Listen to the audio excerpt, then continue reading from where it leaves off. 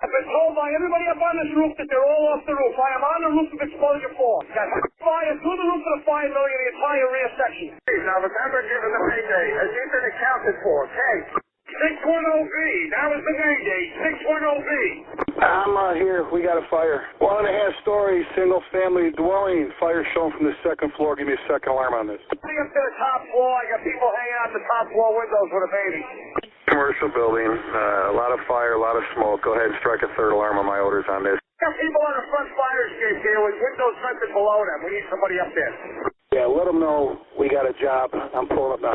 Second alarm, I got a 1-story single-family frame. Heavy fire showing from the attic. So we're using all hands. We got one line stretch, fire on the 4th floor, second line being stretched. Primary searches are underway.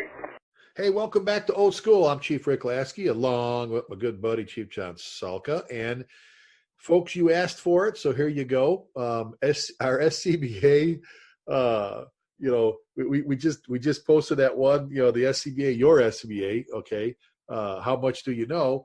And part 2 was a lot of folks were asking about us getting a little bit more into the reducing the profile type of procedures, maybe a little bit of entanglement and some other things. So John, we covered a lot in a little over 30 minutes last time. I think we went 40 minutes. We always try to keep these about a half hour-ish long. But real quick, before we get going, a couple of things. The air management thing, I've heard you say this before, and I know we used to do it. You don't need necessarily a computer system and a whole bunch of fancy things. What you need is your gear and your air pack, and you need to set up maybe a little obstacle course and nothing more. I mean, that could be, you have a little barbell, nothing, we're not lifting like, just something, this is the first station. You got to do a little crawling. You got to get up, you got over here. You have to lift the barbell up. You have to over here, drag this hose over here. And then you have to come back. I'll tell you what, I've had great success in lots of places. Just use table and chairs. Yeah, you don't even have to get really creative. You can use the apparatus floor. You can use a meeting room. You can use a bunk room. And you can get, obviously, fully geared up, carrying a set of tools, on air, somebody watching you, and then somebody going through it. And all you have to do is walk, crawl through it. So you crawl, you get down on your hands and knees, you crawl into the table. You leave just enough room between tables so you can stand back up, take 3 steps, get back down on your knees, crawl under that table, stand up, take 3 steps, get back on your knees. You do that along one wall for 5 or 6 tables. Then the next wall's got 5 or 6 chairs, just ordinary chairs that you sit at the dining room table with, right? Without arms and handles, right? Step over it, take 2 steps. Step over the next chair, take 2 steps.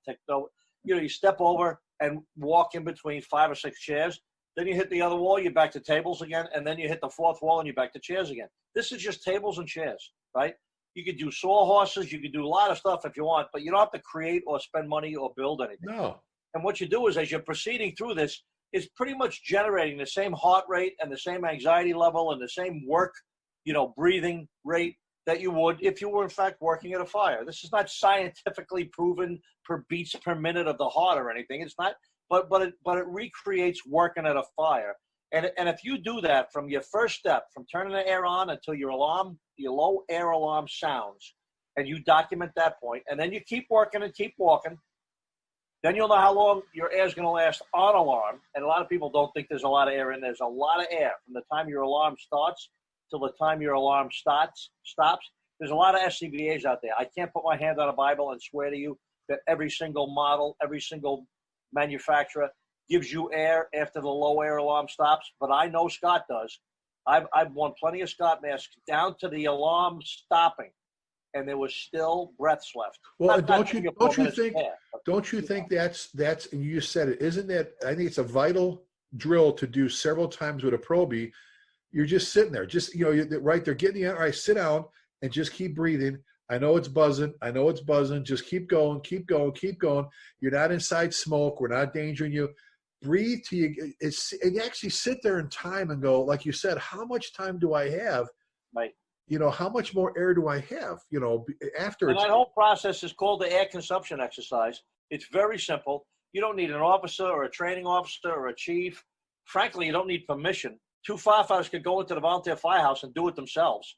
I'm not saying go break any rules anywhere, but it'd be great if your officer knew about it. But two guys could go into a firehouse, set up some table and chair, or they could crawl under the rigs and stand up, and crawl under the other rig and stand up, and one guy could measure the other guy and then get undressed, and the other guy could do the second guy when he's done, and you'd still have an idea of what your total number of minutes are with usable air. Yep, I worked for like 13 minutes, and I got like 5.5 minutes of exit time on alarm, and then I got 7 breaths after the alarm stopped.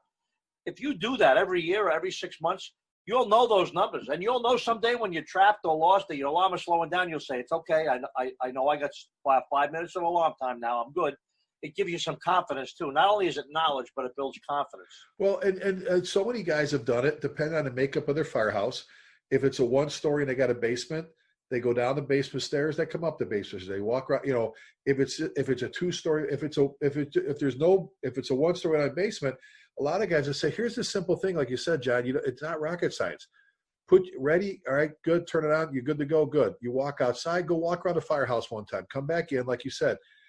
God, there's so many, walk around the rig, get up on a tailboard, down a tailboard, whatever. I know some guys, 2 guys will start, or 3 guys, they won't play 3-on-3, but they'll play basketball. They'll put their gear on and they'll shoot some hoops. They'll shoot some hoops and they'll bounce a ball and they'll pass it to each other. And, nothing that gets you hurt. You're not breaking ankles and stuff like that and getting crazy, but a little bit of that, putting that little bit, so it's just not mundane. Guys are doing things.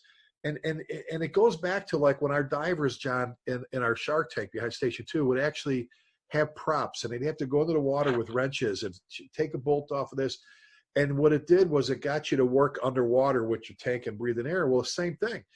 Now, instead of just sitting in a chair, like you said, you're climbing up here, you're climbing down here, you're doing things, raising up your arms, lifting something, crawling a little bit, walking a little bit, stair-stepping a little bit.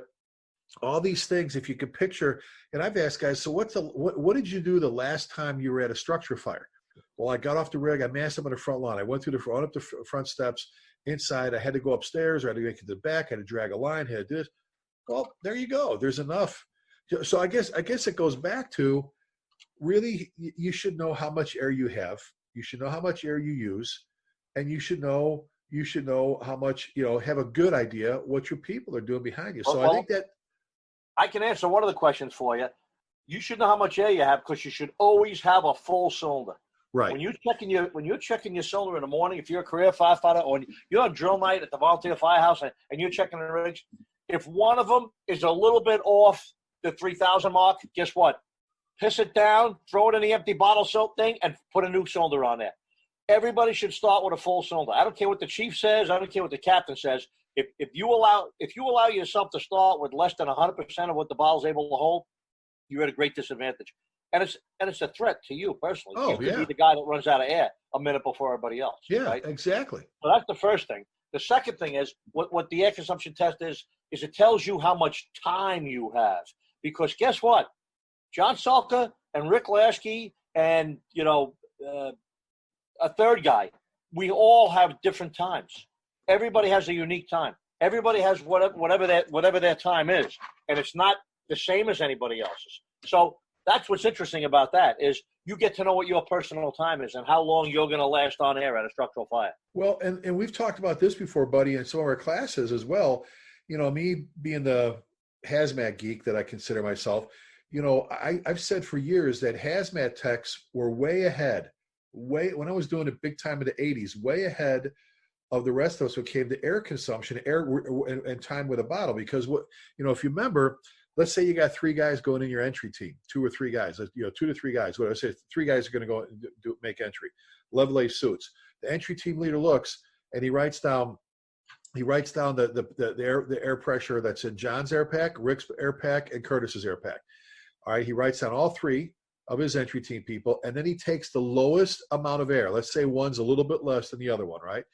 That's it. Boom, everybody's got that. Then, what we're trying to do is we're looking, okay, how much air do they have? Let's take the lowest amount, and that's our starting point. Now, I go to I take off my emergency air time. Boom, that gets subtracted right there. So you start at full, you subtract your emergency time, all right, your emergency, what you've got. Then you go to, okay, how much time are they going to need travel to and from the hot zone? all right, walking to and from the hot zone, where they actually do the work. You subtract that, and then you go to the decon guys. How long is it going to take you to decon them while they're on air? To take us 5 minutes per guy or whatever. Okay, so I got to put that in there. So you start with, out of the 3 guys, you take the lowest bottle. Maybe they're all the same. Let's just say that, whatever. But the lowest bottle, that's your starting point. Subtract your emergency time. Subtract your travel to and from the hot zone time and your decon time. And what that leaves you is what we used to call your real working time. And that would leave you, hey guys, now I would always fib. I'd always say, okay, real working time, I've got 13 minutes for them. I would tell them, I would play it like 8 and kind of fib, because you know what they do, John. How many times? Entry from, or whatever, command for whatever. We need, give me 3 more minutes. I can get this done. Well, if you figured right to the penny, you don't have 3 minutes if they're out. You keep telling them you got 5 minutes, you have 4 minutes, you have 3. I always had a little, I can give you 3 minutes, because I knew I had 5 extra because they didn't tell them about it right away. But I mean, they were on top of the real world. They figured this is what we're going to give you for actual working time, and it was pretty close. It was pretty close. And I understand that, and that's accurate, and it's technically correct. But hazmat working time and firefighting working air time are 2 different things because of the situation that we're in. Obviously, a hazmat situation is a much more controlled. I don't want to say it's less anxiety filled, because there could be some great anxiety there, depending on what kind of atmosphere they're going into. But compared to a fire situation, is a little bit more dynamic, a little bit more unknown. There's a lot of unknowns in the hazmat one as well. So my point is, there's never enough air. Nobody's got enough air. We used to have 30-minute cylinders. Now everybody's got 45-minute cylinders. I always used to wonder why they changed, because I always got along very well with 30-minute cylinders. Not that many people ran out of air with 30-minute cylinders, yet the 45s are bigger and heavier and bulkier, even though they give you a little bit more time. So there's a trade-off there. But the point is that how much air do you have? How long is it going to last for you? And when do you leave? Now, when you leave is a great point. I don't want to spend too much time on air consumption unless we just do air consumption today. But no, we're fine. There are some people that talk about leaving before your low air alarm goes off, right? There are people that talk about that. There are books that are written that have that in it. Not everybody subscribes to that concept. I must tell you, I'm one of the ones that do not. I do not think that's. I always wondered where you keep your crystal ball. How do you get out before your low air alarm goes off? And you have some of these folks that are saying, "Oh, you got to closely monitor your air, either your heads up, your heads up signal, or monitor your valve and stuff like that." I was always busy working at fires. It's not like I was never really worried about it. I always knew I was going to have a low air alarm go off and go and interrupt whatever I was doing and say, "Hey, you're running low on air. It's time for you to leave." I always thought that's why they built that low air alarm, to let you know that it was time for you to leave. There are some people out there that are preaching you should be out before it. And like I said, I'm not buying it for a couple of reasons. Number one, there's a very technical, dependable low air alarm on there. And if you're doing your air consumption exercises, when the low air alarm goes off, I got 6 minutes, and you can get out, right? That's number one. Number two, what are we doing in there? How much work time are you going to get out of a fire company? You got a fire company with 3 or 4 guys. 3 of them are going in. Really? We're going to get 9 minutes out of each guy? I mean, you know what I'm saying? Like, it seems to me like we should be using our air a little bit more efficiently, rather than just not throwing it away. And I think that the way the SCBA is built, and I think the low air alarm and the time they give you for exit is sufficient and safe. And if you practice and train on that, you shouldn't have to be out of the place before the alarm goes off. And I don't want to confuse the two. The reason I brought up what the hazmat guys did is just because my point was they work hard. They worked hard a long time ago at figuring out how much time you should have inside. And we're doing the same thing. We're talking about the same stuff. They pay a lot more attention to monitoring time than we do. Because you're wearing a level A suit, you come out and you got all this stuff on. You can't just take it off like you take your turnout gear off. Now you have to be decon before you do it. There's a whole process, so they have to know that. But knowing how much air, like you say, John, is vital. Is knowing how much air you have. And we talked about air management. Test it, play with it, folks. Do the drills, do the things, have an idea. I should be able to turn and say, "John, how you doing on air?" hey, I'm good. I got at least 5 minutes left. I know I got that. I can feel it. You know, I know it. Because you said it before and I've said it. You should have that. You should know. You should go any second now. I'm telling you, or any minute now, I'm there, right? There's been times where I go, here it comes, and I know it because you wear your air pack all the time. You use your air. Now, let's talk. Let's get to, do you have one more point on that? And are you good? No. I wanted to move on as well. Yeah. And since we touched on, last time we spoke about SCBA, we did touch a little bit and talk a little bit about reduced profile. Right, so that's where I was going. To the quick release first, depending on what our time limit is like. And obviously the quick release is, or, emergency escape, it's how to get the thing off your back. It's like if you run into trouble somewhere where you can't keep the SCBA on your back, you're going to have to take it off. You got to crawl under a vehicle to get out of a garage where the ceiling is collapsed. Maybe you have to take this thing off, slide it in front of you, and you're just crawling behind it. That's very doable. That's another skill that can be trained. It's like taking the reduced profile a step further. You start off just like the reduced profile, taking one arm out, but then you end up releasing your. Well, let's talk about that first. Let's talk first about, you get to a building or something changes your way out, and your opening is smaller. You don't have to doff it complete, like you said, but you have to shift it. And I know you said before, control is huge. I've always told people, don't ever let go of your air pack, man. You don't ever push it out in front of you.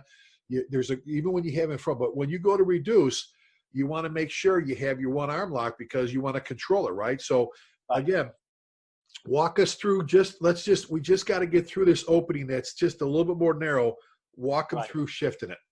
So you take your right shoulder strap, you extend it and get out of it. So you're out of your right shoulder strap. You always keep your left shoulder strap on because that's where your low pressure hose is coming through your shoulder strap from your bottle on your back. So you're not going to take that off.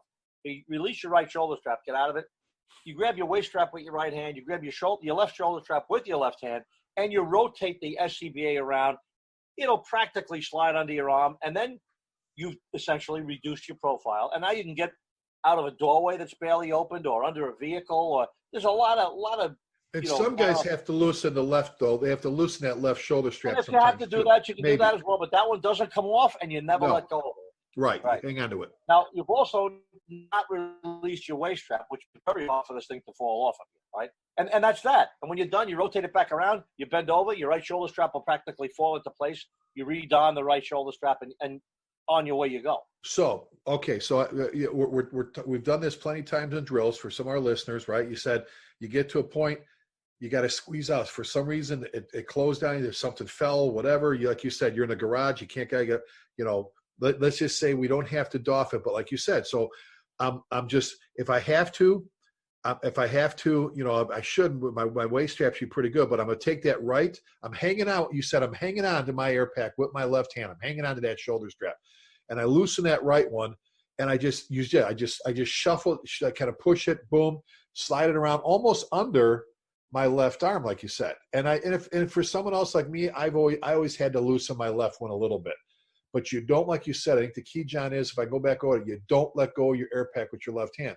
Then you can either slide between those studs in the wall, or to get from one room to the other after you did that whole wall breach thing, or you could get between an opening or whatever. And once you get out, you just slide it back, right? You pull back with your right shoulder, cinch them down, snap, snap, snap, and you're good to go. So we got that one. Now, buddy, talk about. Look, I have to doff this thing to get out of here. Right. The quick release or the full escape is the same process. You start by releasing your right shoulder strap. Your right hand goes to your waist strap again. Your left hand grabs your left shoulder strap. All the same, except now you press the button. And it's a seatbelt type release on your waist strap, right? Right. You press that button, boom, your waist strap pops off, and you are now out of that SCBA. If you take your left hand and extend it, your bottle and your bracket are going to extend out with your left hand. And if you bring it back, you can put your shoulder strap back on your left shoulder. However, you can also swing it around in front of you if you want right now, put it on the floor, and crawl under a gigantic beam that just fell down with the roof. And, you could slide under that and keep crawling to the other side, okay? You can put your second hand on there if you want. And it doesn't really matter what you do with your second hand, but what it matters is that you never let go with your left hand, even with the mask out in front of you. It could drop over an edge.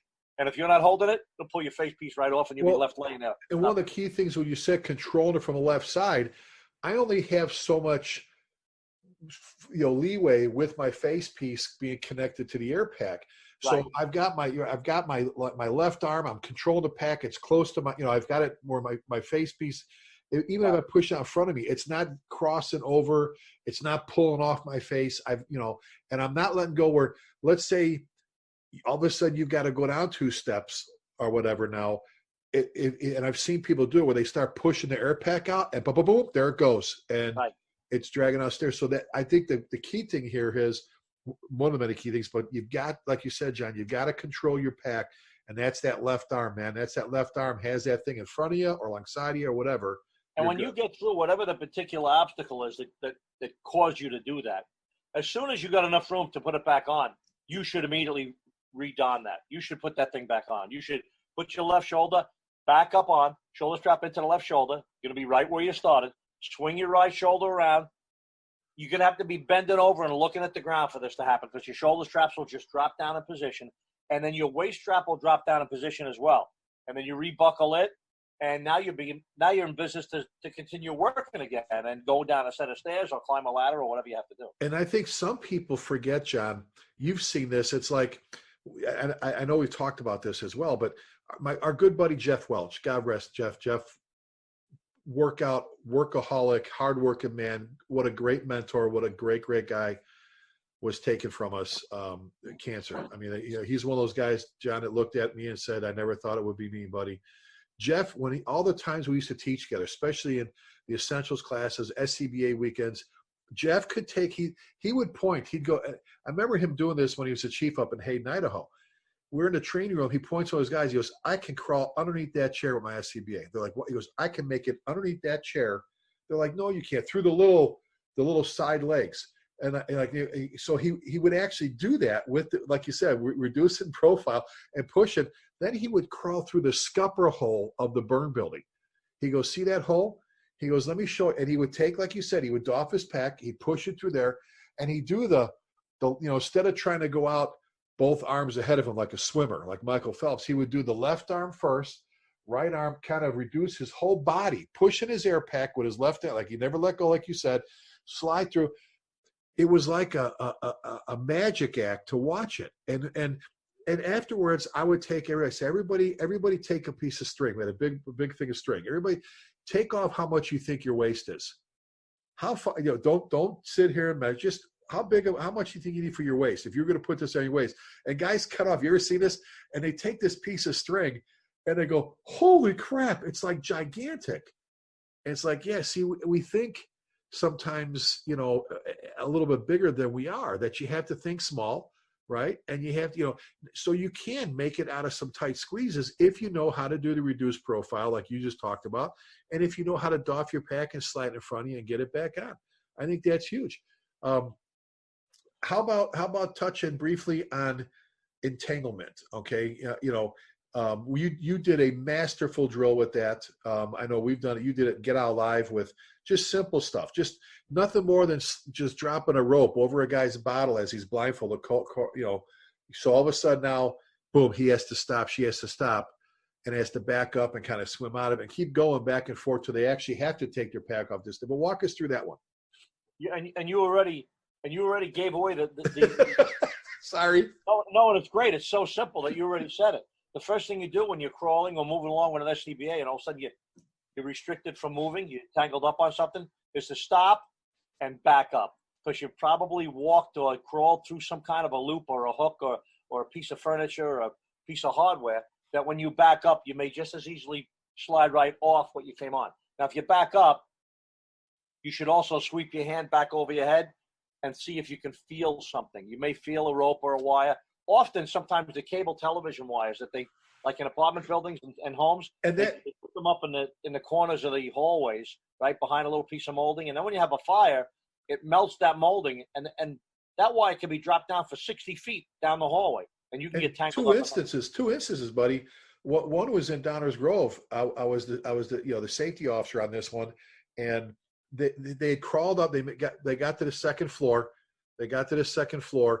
And they made a right-hand turn doing a search. They got into a bedroom, and all of a sudden the sound got muffled. Like, this is kind of weird. They're crawling on their hands and knees, and They come back out in the hallway, and it was hotter. And all of a sudden, one of them got hung up. And this is where the side cutters came in, the little side cutters where the guys was carrying. He got hung up.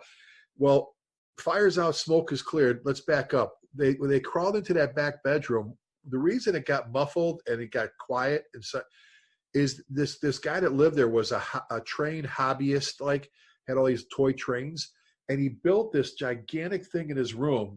And he would crawl in and pop up in the middle, put his little polka dot, engineer hat on, and he had all his trains running. So they crawled underneath that, and when they came out, conditions had changed.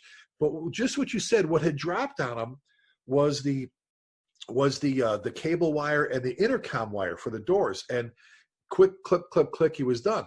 The other one was, like you said, and we have them down here big time, the slinky. I call it the slinky. The ductwork that's up in these attics, which are either Jiffy Pop wrapped with the tinfoil or with the plastic, like you said, all of a sudden that melts away, it drops down. That's pretty tough. You're not going to break that with your hand.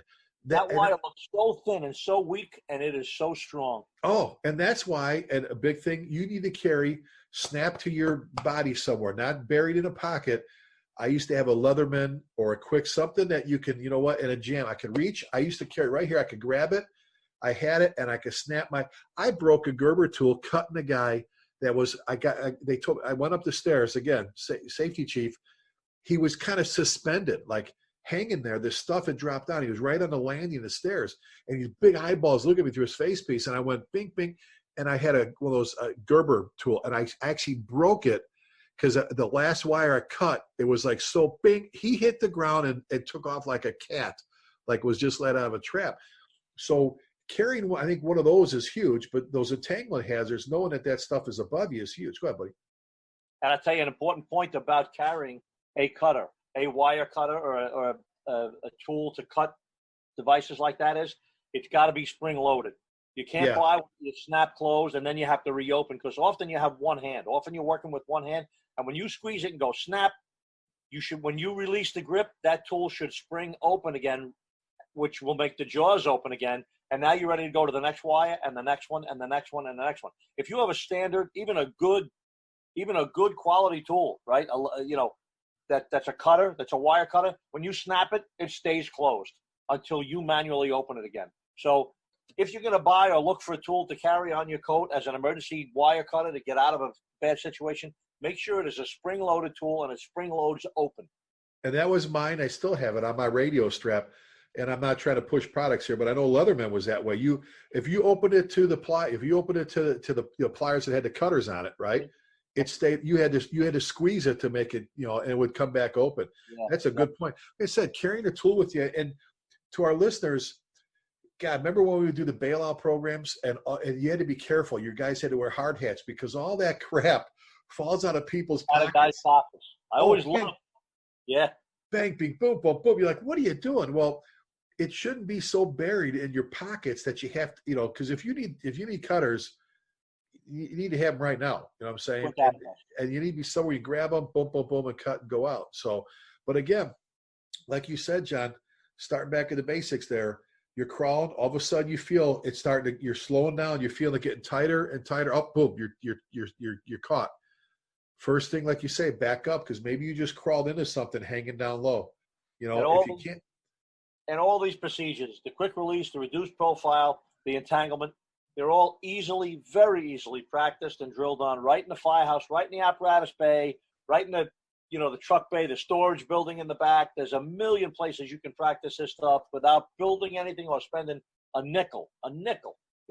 Well, and we talked about it, and the one thing we didn't mention though too is before we finish this one, we talked about backing up and then reaching back and kind of swimming out of it, that kind of thing. There are times, and I know one line of duty death where if the probie had been taught how to doff his pack, just like you said, if he had been taught how to do it, he was 5 feet from a protective stairwell and he got hung up with the slinky and all the crap above him. And the more he crawled, the more he got tangled, right? The more he got all wound up in it. There is a point, and I believe in this, John, and tell me if you agree or disagree, where you may have to doff. I may have to doff my pack, control it with the left hand, get out of it, and find out where all this stuff is, and that's where you grab your tool and you may have to cut your own. You might have to cut this crap and feel with your hand and cut, and put your pack back, pull it back on. Wow. If you get separated from your partner, for somebody that, and God forbid that happens, but it happens, and you get hung up like that. So your choice is, they say, never take your air pack off. Well, then I lay here and die, or I do just what they were talking about. And they told me, taught me a survival class, doff it, hang on to it, grab my tool, rub, take my arm and kind of wave over it, go, oh, there it is, clip, boom. Now I freed myself, and I slide it right back on, like you said before, when you get done doffing your pack and push in front of you. A lot of people, I think, forget that part of it with the entanglement is swimming out of it, feeling out of it, backing out of it. But you may have to, at one point, slide it off and cut, put it back on. So, well, the more you practice that, the easier it is to do. And you can do that. You can get a spool of wire, and at the end of the wire, you can just twist the wire onto a little snap hook. And then when a guy's going by, you can snap 3 pieces or 2 pieces to him, and then he has to go up and cut them. And then all you do is just untwist the snap hook, retwist it on the end of the wire again, and do it for the next guy. You don't even have to damage anything. You can use one little spool of wire and a couple of little snap hooks that you twist on to the end. Yeah. Exactly. Well, there we go. Hopefully, for those that wanted us to do the part 2 or the follow-up to our SCBA, how much do you know about your particular pack? Obviously, we can't cover everything. It's time to go out and practice. If there's anything, go out and give it a go, man. Give it a go. Send us an email and say, hey, we tried what Chief Salka was talking about, what you were talking about, and actually we're having fun with it. The guys are actually looking forward to drill time because we're goofing and, build on the difficulty, start out very simple, and then start adding things. And once in a while, go back to the beginning. In the middle of a difficult task, sometimes you go back to the very beginning where it's as easy, and see if they can still do it, and go from there and have some fun. Give us a shot. Let us know you're practicing this stuff. I'll tell you another thing, obviously not now, but coming up down the road, I'd like to talk about the RIT pack. The RIT pack is a great piece of equipment that we can spend a whole period talking on. All the different features and abilities and things that we can do with the RIT pack. Yeah, exactly. How to actually, use it, right? So a lot of people, they carry it and they're not really sure what to do, the ins and outs of some of the little tricks and stuff. So, hey, buddy, email if they want to get a hold of you. ChiefJohnSalka@gmail.com. And as we always say, Chief Lasky at gmail.com. We appreciate you joining us again. Catch all of our old school presentations on iTunes, or zip over to, if you know someone that doesn't use iTunes, they can zip over to my YouTube channel and follow them there. So we get the word out. It's us having fun. We appreciate you joining us. We ask you at the end of every show to please keep the men and women in our armed forces in your thoughts and prayers. With that, be careful, be safe, and God bless you. See you next time.